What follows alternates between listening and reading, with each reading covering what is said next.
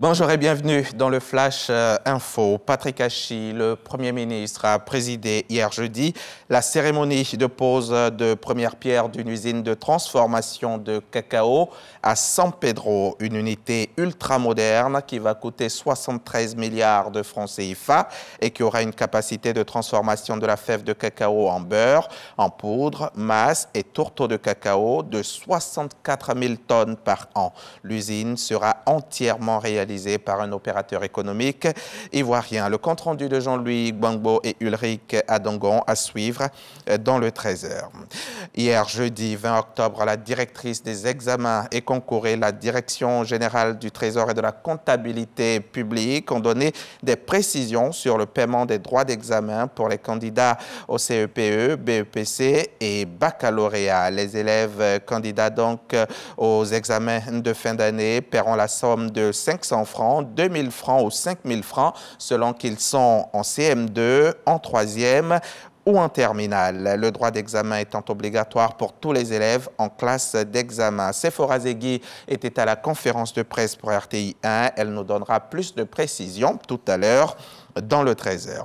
On en vient maintenant à ce projet d'autonomisation et d'insertion socio-économique des femmes et des jeunes filles en milieu carcéral, une initiative de l'ONG Ivoire et Sourire, avec l'appui financier de l'ambassade de France. L'organisation non gouvernementale s'emploie à réintégrer les femmes issues des prisons dans le tissu socio-économique. Ce sont principalement les femmes des maisons d'arrêt de correction de Daloa et celles d'Aboisseau. Elles auront droit donc à 12 mois de formation en alphabétisation, en leadership et dans les métiers de la pâtisserie et de l'esthétique. On voit cela avec Khalil Diomondé. Son reportage est commenté par Jean-Marc Djadji.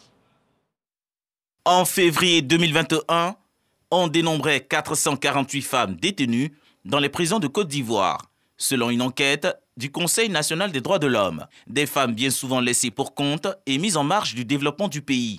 L'ONG Ivoire et Sourire veut changer la donne à travers son projet d'autonomisation et d'insertion socio-économique des femmes et filles en milieu carcéral. Au total, 85 femmes issues des maisons d'arrêt et de correction de Daloa et d'Aboisseau bénéficieront d'un renforcement de capacité. On va les aider d'abord à savoir faire un peu de pâtisserie, à savoir s'occuper au niveau de l'esthétique d'une personne et aussi apprendre à lire et à écrire, savoir avoir confiance en elle. Toujours on est centré sur Abidjan alors que l'État de Côte d'Ivoire connaît d'autres prisons. Donc ça nous a semblé important d'élargir aussi en allant vers Aboisseau, en allant vers Daloa. Malheureusement, elles sont indexées, stigmatisées. Ce n'est pas toujours évident de pouvoir se prendre en charge par la suite. Même dans le cadre de leur propre famille proche où parfois ce n'est pas évident parce qu'on estime que ce n'est pas de bonnes personnes. Cette seconde chance que l'ONG veut offrir aux femmes détenues est soutenue et financée par l'ambassade de France à travers son programme PISCA, projet innovant de la société civile et coalition d'acteurs. Le fonds PISCA, c'est un fonds qui est destiné sur 2022-2023 à soutenir donc 17 structures, dont Ivoire et Sourire fait partie. Et puis les financements sont compris entre 6 millions de francs CFA et 26 millions de francs CFA.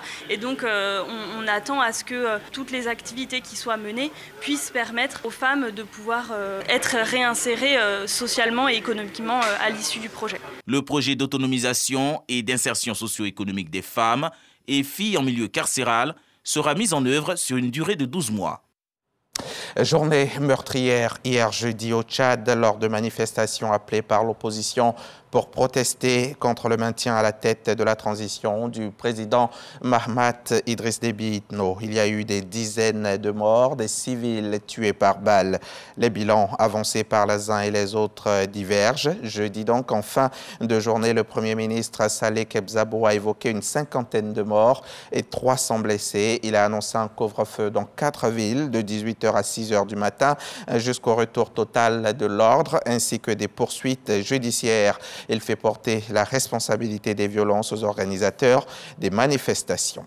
Au moins 150 personnes, dont des femmes et des enfants, ont été tuées mercredi et jeudi dans de nouveaux affrontements entre communautés au Nil Bleu, dans le sud du Soudan. La mission de l'ONU au Soudan a dit sa grave inquiétude concernant l'escalade des violences meurtrières entre tribus au Nil Bleu ainsi que dans l'état du Kordofan Ouest, appelant les autorités à s'attaquer aux racines du problème et à garantir le droit des habitants à la sécurité. Depuis lundi, les autorités avaient imposé un couvre-feu nocturne dans cette zone frontalière de l'Éthiopie après la mort de 13 personnes, mais rien n'y a fait. Les violences ont repris malgré le déploiement d'importantes forces de sécurité dans le secteur.